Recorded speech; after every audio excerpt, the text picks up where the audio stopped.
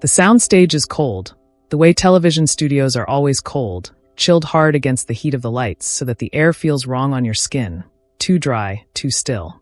Somewhere above the set, a technician adjusts a boom mic with a soft mechanical whine. 400 people sit in the dark beyond the lights, waiting for something they don't know is coming. On the desk, a coffee mug sits untouched, condensation beating on the outside from the heat of the room. Behind the curtain, 3 men stand in 3 completely different states of readiness. One of them is calm in the specific way that only comes from decades of controlled violence. One of them is smiling too widely, the smile of a man used to being the biggest thing in every frame he's ever stood in. And one of them hasn't said a word in 11 minutes, watching the other 2 the way a man watches weather rolling in from the coast, not with fear, just calculation. In 4 minutes, one of the most famous men in professional wrestling is going to put his hands on a karate champion in front of a live studio audience and 40 million people watching at home.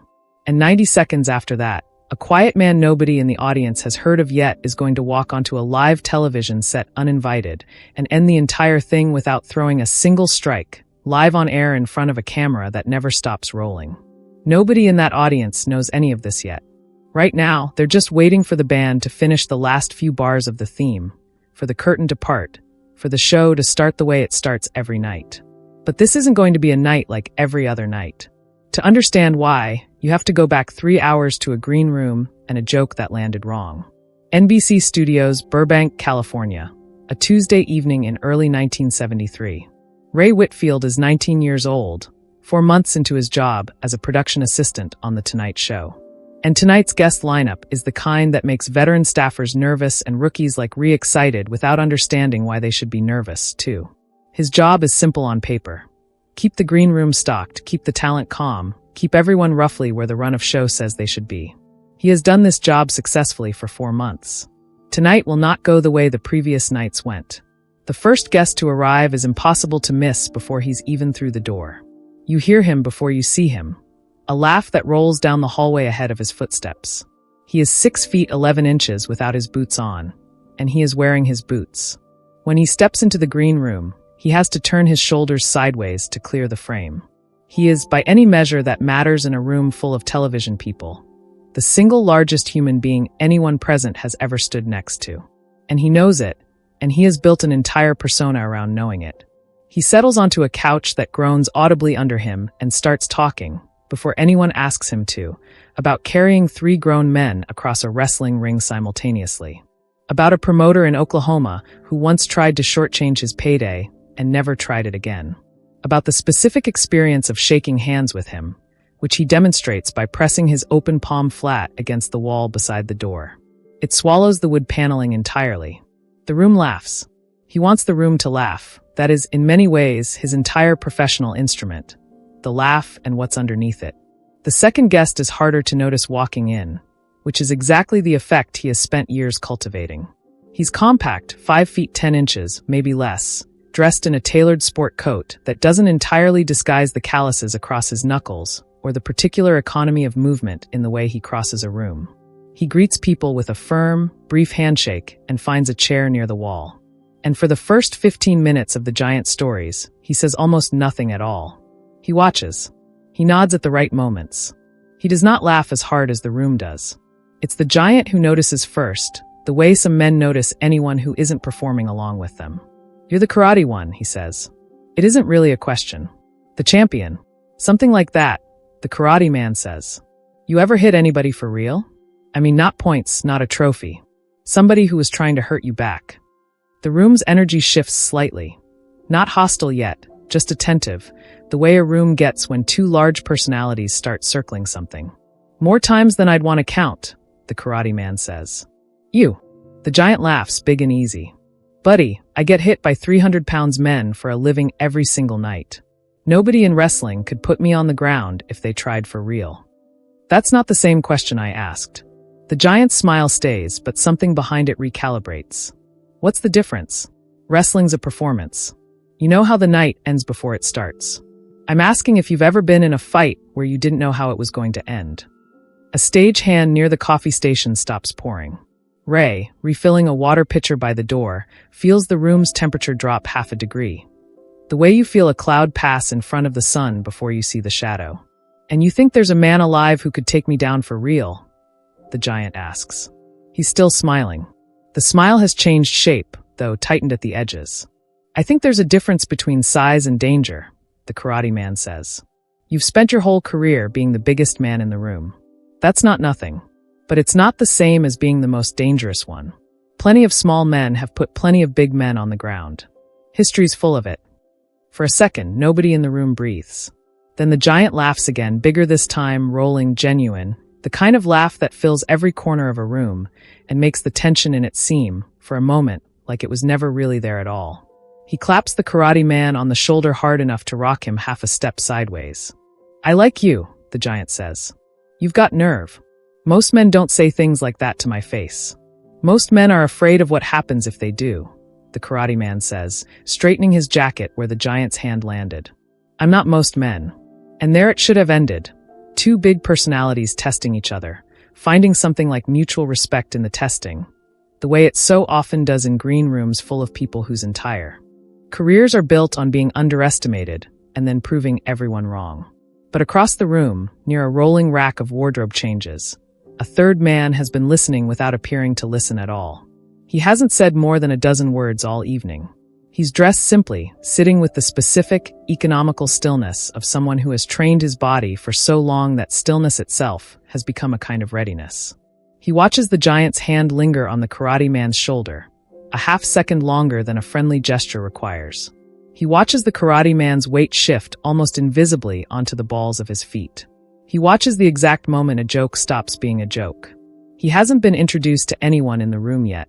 The producers keep glancing at him nervously, unsure how to write copy for a martial artist whose film career in America hasn't caught fire the way it eventually will, whose name most of the audience tonight won't recognize when the curtain finally opens. His name is Bruce Lee, and he has spent his entire adult life being the smallest, quietest, most dangerous person in rooms exactly like this one. And he has learned over many years and many rooms exactly what it looks like in the 60 seconds before two proud men decide they need to prove something to each other in front of witnesses. Here's where we pause the story for just a moment. If you've ever been underestimated because of your size, your age, where you're from, what people assumed the second they saw you, leave a single word in the comments, the moment someone finally found out they were wrong about you. This story is for every one of you. And because so many of you wrote in after the last video asking where to find more of Bruce Lee's actual philosophy, not the movie version, the real discipline behind it, I put together a short, free guide, Bruce Lee's 5 Secret Life Rules. It's my way of saying thank you to this community. It's completely free, link in the description, takes 30 seconds to grab. Now back to the green room, because it doesn't stay calm for long. The run of show does what run of shows do. It separates people who should probably stay separated, at least for a little while. A production coordinator pulls the karate man out first. His segment is earlier in the lineup. Carson's producers want him mic'd and staged in the wings with time to spare. He nods, thanks the room with the same brief courtesy he arrived with, and disappears down the corridor toward makeup. The giant watches him go, and something in his expression doesn't quite let the moment close the way it should have. 10 minutes later, a scheduling shuffle. A musical guest running long during soundcheck bumps the giant's own segment back by nearly 20 minutes. He takes the news the way large men who are used to being accommodated often take small inconveniences. Badly. He paces the green room. He makes a joke to the assistant who delivered the news that isn't really a joke. He asks more than once where the karate man went. Bruce watches all of this from his chair by the wardrobe rack, still saying almost nothing, still doing the slow, controlled breathing that isn't obvious unless you know to look for it. The breathing of a man keeping a very still center while everything around him gets louder. By the time the giant is finally called toward the wings, 25 minutes behind schedule, and irritated in the specific way that irritation curdles when it has nowhere to go, he isn't thinking about the show anymore. He's thinking about a sentence a much smaller man said to him an hour ago, and how it's still sitting in his chest like a stone he can't quite swallow or spit out. He finds the karate man in the wings waiting his turn, running through slow, silent breathing of his own. The pre-performance ritual of a man calming a body that already knows exactly what it's capable of. We're not finished, the giant says, low enough that the nearest stage hand doesn't quite catch it. The karate man doesn't open his eyes. We were never really started. It was a conversation. You told me I couldn't beat you in front of people. I told you there's a difference between size and danger. You're the one who decided that meant something personal enough to follow me across a building. The giant steps closer. In the cramped wings, backstage curtains hanging heavy on either side, his shadow swallows the smaller man almost completely. Say it to my face again, the giant says, not with an audience laughing along so you can hide behind the joke. The karate man opens his eyes. He doesn't step back. You want me to say it again because some part of you already knows it's true. That's why it's sitting so badly. Men don't get this worked up over things they know are false. Somewhere past the curtain, the band is finishing the last notes of the intro theme. A stage manager with a headset and a clipboard is already signaling. 30 seconds, positions, standby. There is no more time for this conversation to resolve itself quietly. It is about to become something the entire country watches. The curtain parts, the band plays the final bars. Johnny Carson walks to his mark, delivers his monologue with the easy rhythm of a man who's done this 5 nights a week for a decade. And the audience laughs in all the places audiences laugh when the timing is right. Re-watches from the wings with his clipboard pressed to his chest. And for a few minutes, it looks like the tension backstage is going to stay backstage the way it's supposed to. The Karate Man segment goes first, and it goes well. He's composed, precise, funny in a dry way that catches the audience off guard. He does a brief demonstration, breaking a single board with a strike so fast the slow-motion replay barely captures the moment of impact, and the audience gasps, then applauds. Carson, genuinely delighted, asks him to stay seated on the couch for the next segment instead of exiting, which is unusual and which nobody backstage thinks twice about. That's the mistake. Nobody thinks about where the Karate Man is sitting when the next guest walks out. The giant makes his entrance the way he always does, big, booming, playing to the back row, even in a room with cameras 3 feet from his face. Carson does the introduction, asks a few warm-up questions about the size of him, the strength of him. The usual questions a 6 feet 11 inches professional wrestler gets asked on late-night television. The giant plays along, easy, charming, the studio audience eating out of his hand. Then Carson, without any idea what he's stepping into, asks the question that changes the shape of the entire night. Now, I understand you two met earlier tonight backstage, Carson says, gesturing between the giant and the Karate Man still seated on the couch. Any thoughts on who'd win in a real contest? The audience laughs. It's a normal late-night question. It's meant to be nothing. The giant's smile flattens for just a fraction of a second before it recovers. Well, Johnny, I think we both know how that would go. I think the size of a man's hands has never once decided a real fight, the Karate Man says, calm seated, not moving from the couch. The audience laughs again, louder this time, because it sounds like a bit, like 2 performers volleying a rehearsed joke back and forth for the cameras. It is not a bit. The giant stands. It isn't part of the segment. Carson, sensing something off in the rhythm, tries to redirect. All right. Let's not start anything on my stage. But the giant is already crossing the small distance between his chair and the couch. And 400 people in the studio audience shift instinctively forward in their seats, because even people who don't understand what they're watching can feel when something has stopped being scripted. Stand up, the giant says. I'm fine right here, the Karate Man says. Stand up and say it again, not sitting down like you're protected by the furniture. The audience's laughter dies in patches. First the people close enough to hear the edge in his voice, then spreading backward through the crowd like a wave losing its energy. Carson is on his feet now, 2 hand half raised, saying something into the wings that the boom mic doesn't quite catch, and a floor director is already waving frantically at someone off stage. The Karate Man stands. He's a full foot and a half shorter than the man now looming over him. And the disparity, seen live in person under studio lights in front of 400 people who came expecting jokes about Johnny's tie, is enormous in a way the cameras will spend the next several seconds struggling to even frame correctly. The giant's hand comes up and lands flat against the Karate Man's chest. Not a punch, not yet, but a shove. And a shove from a man his size is an entirely different category of event. The Karate Man's back hits the edge of the desk hard enough that Carson's coffee mug tips and shatters on the studio floor, and the sound of it, small, sharp, absurdly domestic against the size of what's happening around it, seems to travel through the entire building. For 1 full second, the studio is completely silent. 400 people, and nobody makes a sound. Then, from the wings, a figure walks onto the set. He isn't scheduled. He isn't mic'd. He wasn't due on camera for another 11 minutes, seated quietly in the green room where the run of show says he should still be. But he is walking across a national television set at a pace that doesn't match the emergency around him at all. Unhurried, level. The walk of a man who has already worked out exactly how the next several seconds are going to unfold, and sees no reason to rush toward a conclusion he's already certain of. A floor director lunges to stop him and thinks better of it halfway through the motion, some instinct overriding the impulse before his hand makes contact.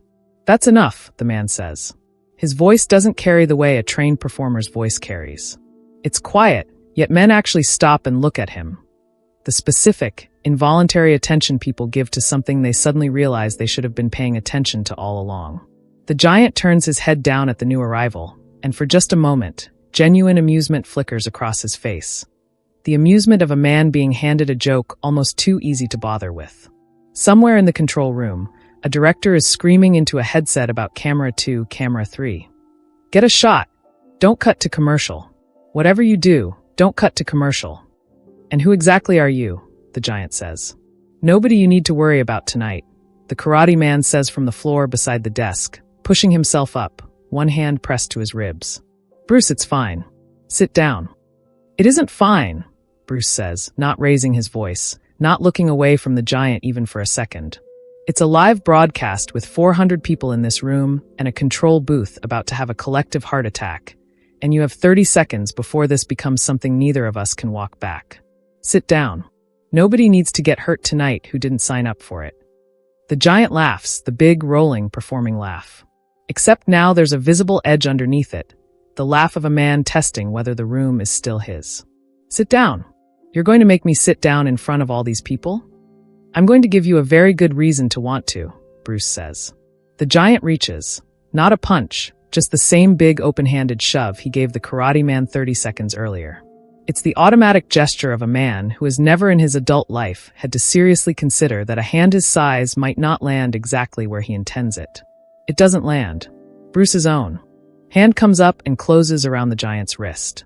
It's not a slap, not a block that anyone in the fourth row could even clearly see happen. Just precision, redirecting the weight a handful of degrees off its original path. It's the way a small current, caught at exactly the right angle against a hull, can turn something enormous without ever appearing to touch it hard at all. The giant's arm, already committed fully to its extension, keeps traveling past the point where his body was braced to stop it. His balance, 300 and some of it, tips forward by precisely the amount his stance wasn't built to correct for. He doesn't fall. That's the detail that matters, the detail that separates what actually happens from the version this story could have been. Bruce doesn't sweep the leg, doesn't drive him down, doesn't do any of the things a smaller man in a film would do to make an audience cheer. He simply holds the wrist, sets his own feet, and for one full second lets the giant feel exactly how much of his own body weight is currently unsupported by anything except a hand less than half the size of his own. The studio audience, who 30 seconds ago were laughing at a joke about Johnny's necktie, make a sound now that isn't a laugh at all, something closer to a collective, involuntary gasp. 400 people inhaling at once. Then Bruce lets go. The giant uprights himself, arms out for a half-second the way a man catches his footing on ice. The set is completely, totally silent. Even the studio band off to the side has stopped shuffling sheet music. "You could have put me on the floor," the giant says. It isn't a question, not really. His voice has lost the boom entirely. What's left is quieter, the sound of a man doing arithmetic he never expected to need. "Yes," Bruce says in front of all these people on television. "You could have done that to me and I couldn't have stopped it." "Yes," Bruce says again. "Why didn't you?" The studio is so quiet now that Bruce doesn't need to raise his voice at all for the boom mic to catch every word. "Because you didn't walk over here to fight him. You walked over here because a man half your size told you something true earlier tonight, and you didn't know what to do with how that felt. Putting you on this floor in front of 400 people wouldn't have fixed that feeling. It would have just handed you a different, worse one to carry out of this building." Somewhere in the audience, a single person starts to clap, tentative, uncertain whether it's the right moment. And it spreads outward in a slow ripple, uncertain applause becoming something more definite as the room begins to understand collectively that what they just watched wasn't violence. It was the absence of it, chosen in real time by a man capable of the opposite. If that answer just landed somewhere for you, if you've ever had real power in your hands and chosen the harder, quieter path instead of proving a point, that restraint is exactly what my ebook, The Bruce Lee Code, Philosophy, Training, Diet, and Discipline of the Man Who Redefined Human Limits, is built around. It's not the movie version of Bruce Lee. It's the actual discipline, the actual training philosophy that made a moment like this possible in the first place. Available now on Amazon and on Hotmart. Link is in the description below this video. And if this story is resonating with you, that book is genuinely the rest of the map. Carson, to his credit, doesn't try to force the show back into its rhythm right away. He lets the moment breathe, a rare thing for a man whose entire career runs on tight timing, and simply watches along with everyone else in the building as the giant looks down at his own hand and flexes it slowly, checking almost that it's still attached the way it's supposed to be. "Nobody's done that to me before," the giant says. "Not since I was a kid, maybe. Not like that. Not where I actually felt it." "Most people can't," Bruce says. "That's not the same as most people not wanting to try. You've spent your entire career being the biggest thing in every room you walk into. Nobody's ever had the ability to show you physically what it feels like to not be in control of your own weight. That's not a flaw in you, but it's why a sentence from a man half your size followed you all the way from a green room to a television stage." The giant looks over at the karate man, who is straightening his jacket where the earlier shove tore a seam, jaw tight, but no longer braced for a second impact. "He said it hurt because it was true," the giant says slowly, working through it out loud in front of 400 strangers and a national audience. "I thought that meant I had to prove it wasn't." "It doesn't work like that," the karate man says. "Never has. All you would have proven tonight is that you can hit harder than me." Nobody backstage was arguing that. Nobody's ever argued that.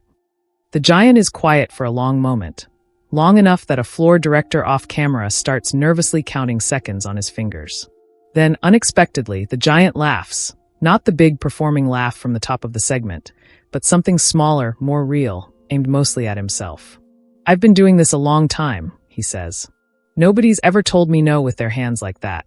Nobody's ever been able to." "Somebody should have a long time ago," Bruce says. "Not to hurt you. Just so you'd know what it feels like before you found out from someone who wasn't as careful with you as I was just now." He extends his hand. After a beat, the giant takes it. His palm swallows Bruce's entirely, the way it swallowed the door frame back in the green room. But there's nothing testing in the grip. This time, no weight behind it looking for a reaction.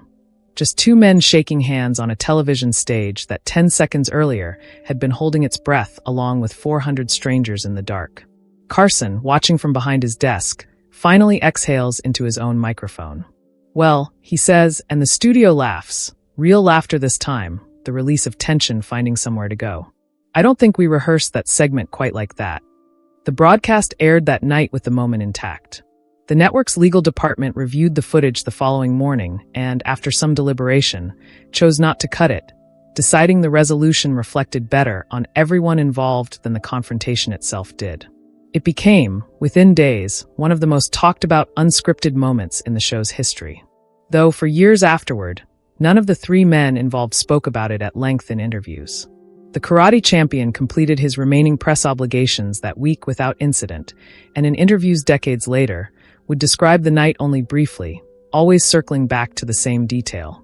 That the moment which stayed with him longest wasn't the shove that knocked him into the desk, but the second afterward, watching a much smaller man calculate in real time exactly how much force the situation actually required, and choose the minimum. The giant's own account of that night, related privately to friends over the years, softened considerably with time.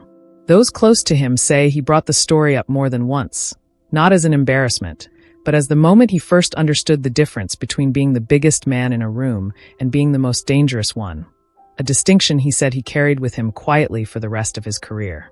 Ray Whitfield stayed at NBC for another 11 years after that broadcast. He would tell people much later in his life that it remained the only night of his career he watched a fight get won entirely by the person who chose not to have it, live on camera in front of the whole country, with nothing to hide behind and nowhere for the moment to disappear to. Bruce Lee rarely discussed the night publicly.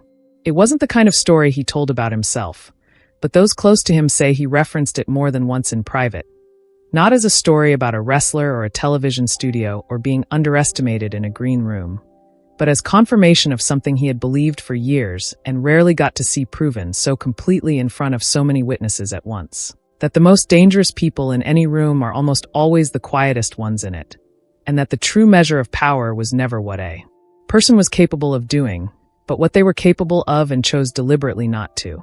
If this story changed the way you think about strength, not the loud kind, the quiet kind, leave a like and tell me in the comments what got to you more, the second he caught the wrist or the second after when he let it go.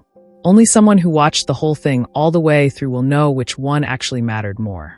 And if you want to go further into how Bruce Lee actually trained his body and his mind to be capable of a moment like this one, the discipline behind the control, not just the myth of it, the Bruce Lee Code is available right now on Amazon and on Hotmart. Link is in the description below. This video is a dramatized, fictionalized story inspired by the personalities and legacies of real historical figures. It is intended for entertainment and reflective purposes and does not depict a verified historical